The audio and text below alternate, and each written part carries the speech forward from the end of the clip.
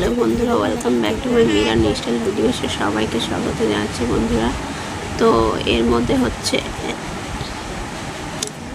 নুন হলুদ সবই মাখানো হবে। আজকে এই রেসিপিটা কিন্তু এটা কী মাছ বলছি তোমাদের, এটা হচ্ছে রুইয়ের পোনা। রুইয়ের পোনা মাছের আজকে আমার শাশুড়ি মা দারুণ একটা রেসিপি করে দেখাবে। মাছটা ধোয়াও হয়ে গেছে আর নুন হলুদ মাখানো হচ্ছে, সেখান থেকে তোমাদের ভিডিওটা শুরু করলাম। তো পুরো ভিডিওটাই থাকো, দেখতে পাবে। তা ভালো করে নুন হলুদ মাখিয়ে নিচ্ছে, মাখিয়ে কিছুক্ষণের জন্য রেখে দিতে হবে। দেখো আজকে অনেকগুলো মাছ এনেছে আমার বর, একদম জ্যান্ত মাছ কিন্তু, ঠিক আছে। এই জ্যান্ত মাছের ঝোল খেয়ে দেখো কি ভালো লাগে, আর বাচ্চার থেকে বড়রা সবাই কিন্তু আনন্দ করেই খাবে। এই ঝোলটা এত ভালো হয় খেতে। তো এই যে নুন হলুদ মাখানো হয়ে গেল, এবার এটা রেখে দেওয়া হচ্ছে, 5 মিনিটের জন্য রেখে দিচ্ছে। এবার এদিকে আলু কাটা হয়েছে, এইভাবে কত বড় বড় করে আলু কাটা হয়েছে। এদিকে আকাশে আজকে প্রচুর মেঘ, বৃষ্টি নেই, বৃষ্টি হচ্ছে ঝিরঝির করে, জামা কাপড় শুকাচ্ছে না, সেটাই তোমাদের দেখাচ্ছি। এই দেখো প্রচুর জামা কাপড় মেলা রয়েছে, আমার ছেলেরও জামা কাপড় শুকাচ্ছে না। ওয়েদারটা এত মেঘ, দেখো আকাশে মেঘ ভর্তি। আজকে হচ্ছে উল্টো রথ, আকাশে প্রচুর ঘুড়ি উঠছে, কিন্তু এখানে দেখাতে পাচ্ছি না, আমাদের এখানে কমই উঠছে। আমার ননদের বাড়ি ওখানে প্রচুর ঘুড়ি ওড়ে বন্ধুরা, তো সেটাই আর কি তোমাদের দেখাতে চাইলাম। তা ঘুড়ি দেখতে পেলাম না, উঠছে 2-1টা ঘুড়ি। আমি বারান্দা থেকে ভিডিওটা করলাম। তো এদিকে এবার রান্নাটা চাপিয়ে দেওয়া হলো, ওদিকে 5 মিনিট হয়ে গেছে। এবার কড়ায় তেল দেওয়া হচ্ছে মাছ ভাজার জন্য। তো এবার কিন্তু রান্নার দিকে ফিরে এসেছি বন্ধুরা। তো পুরো ভিডিওটা দেখতে থাকো, খুব ভালো লাগবে। এই রান্নার রেসিপিটা কিন্তু খেতে দারুণ হয়। এই মাছের রেসিপিটা হালকা পাতলা জ্যান্ত মাছের, জ্যান্ত পোনা মাছের ঝোল। এই দেখো মাছগুলো এবার ভেজে নেওয়া হচ্ছে, সুন্দর করে মাছগুলোকে ভেজে নিতে হবে, সেটাই তোমাদের দেখাচ্ছি। তোমরা ভিডিওতে চোখ রাখো, খুব ভালো লাগবে। পুরো ভিডিওটা দেখো, স্কিপ করে যেও না, স্কিপ করে গেলে ভালো লাগে না। কালকে আমার ছেলের ভ্যাকসিন ছিল, ভ্যাকসিন দিতে নিয়ে গেছিলাম। কালকে আমি ব্লগ ভিডিও দিতে পারিনি, রান্নার ভিডিও, বাড়িতে ছিলাম না, যেহেতু আর কী করে দেখবো। আমি পুলিশ সেন্টারে যেখানে গেছিলাম ভ্যাকসিনটা, ওখানকার আমি ভিডিও ছেড়েছি, একটা শর্ট ভিডিও, 1 মিনিটের ভিডিও, সেটাই তোমাদের দেখিয়েছি। আর এই দেখো আজকে আমি রান্নার ভিডিওটা ছাড়ছি, কালকে ছাড়তে পারিনি। কালকে আর কি বাড়ি ছিলাম, তো কী করে ভিডিও বানাবো, তা এই জন্য আজকে ভিডিওটা করলাম। আজকে যেহেতু আমি প্রতিদিনই একটা করে ব্লগ ছাড়ি, আমার ভিডিও ছাড়ার নিয়ম হচ্ছে 4টে থেকে 4:30-এর মধ্যে আমি ছেড়ে দিই ভিডিও। তো তোমাদের বলছি বন্ধুরা, আমার ভিডিওটা যদি ভালো লেগে থাকে তোমাদের, তা আমার পাশে থেকে চ্যানেলটিকে সাবস্ক্রাইব করে আমার পাশে থেকো। দেখো খুব চেষ্টা করছি যাতে ভিডিওটা বানিয়ে এগোতে পারি।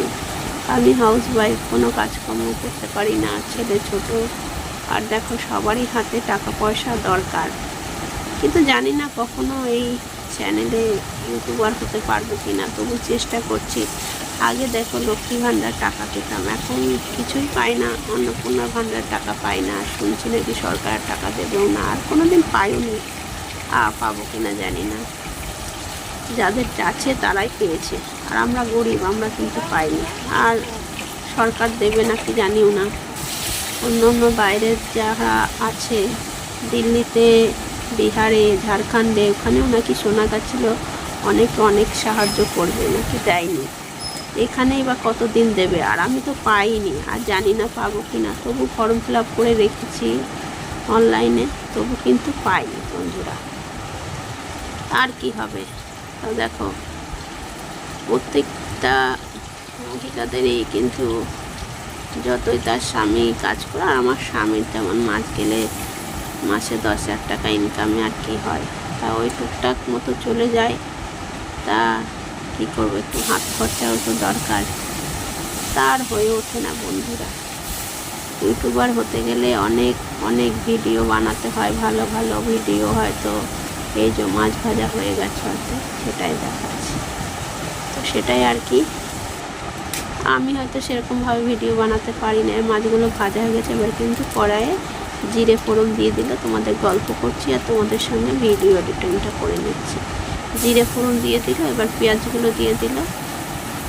এই যে পেঁয়াজগুলো দিয়ে এবার কিন্তু এই যে ভালো করে নেড়ে চেড়ে তারপরে কিন্তু আলু দেবে। তোমাদের দেখাবো, ভিডিওটা এবার থাকো, স্কিপ করে যেও না। তাই বলতে চাইছি যে জীবনে খুব ইচ্ছে ছিল একবার যে ইউটিউবার হব, তার স্বপ্ন হয়তো পূর্ণ হলো না।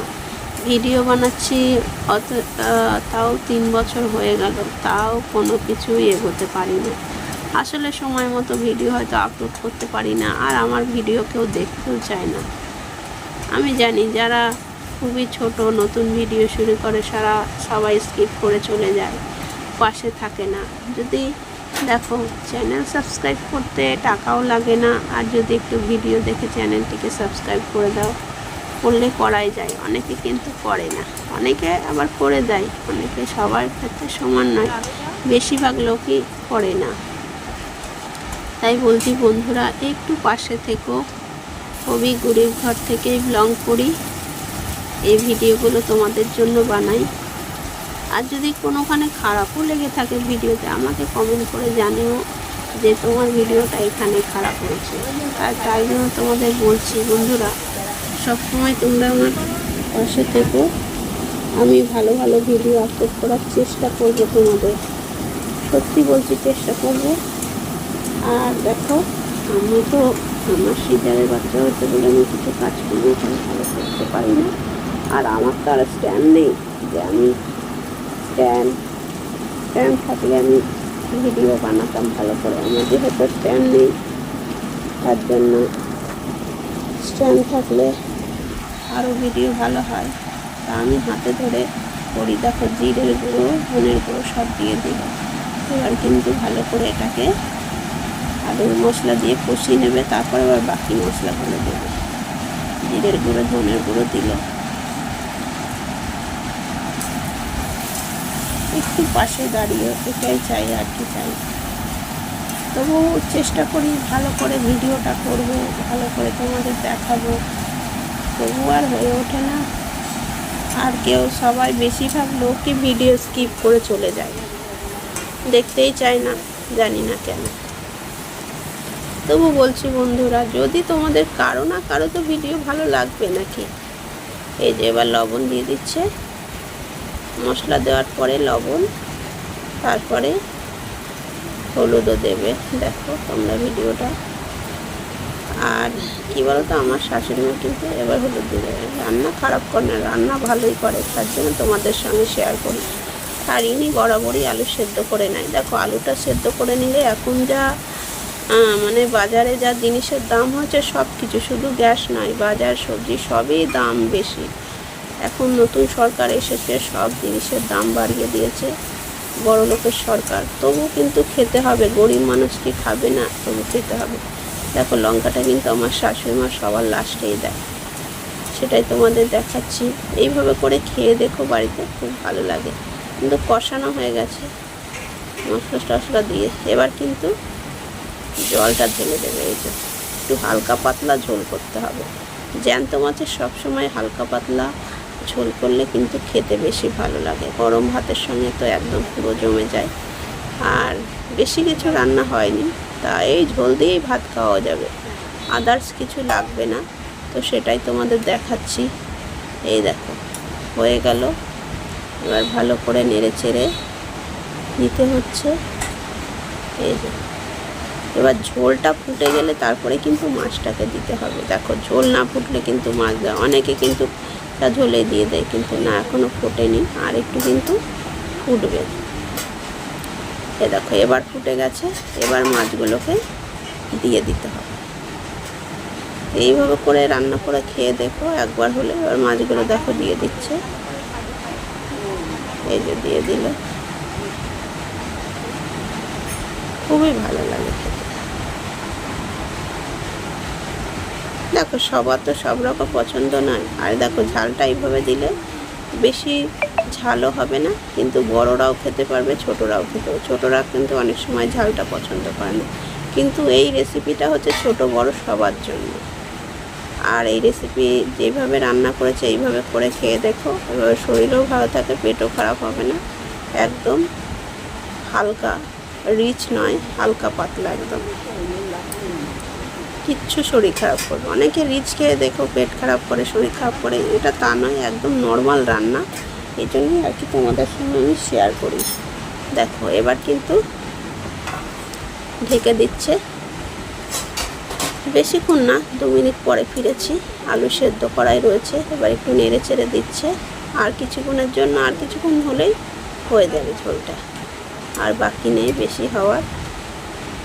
ভিডিওটা ভালো লাগলে লাইক কমেন্ট শেয়ার করে দিও, আর বললামই তোমাদের চ্যানেলটিকে সাবস্ক্রাইব করে পাশে থেকো।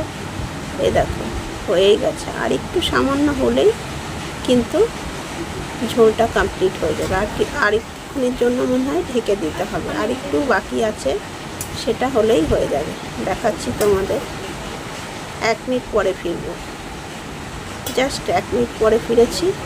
এবার দেখো হয়ে গেছে, এবার কিন্তু নামিয়ে নেবে। এরকম করে হালকা পাতলা ঝোল করে খেয়ে দেখো। দেখো কাঁচা লঙ্কা দিয়ে করা বলে ঝোলে কিন্তু কালার হয়, কালার ছাড়াও কিন্তু খেতে দারুণ হয়েছে এই ঝোলটাই, মাছের ঝোলটা। তা রেসিপিটা আমি এখানে শেষ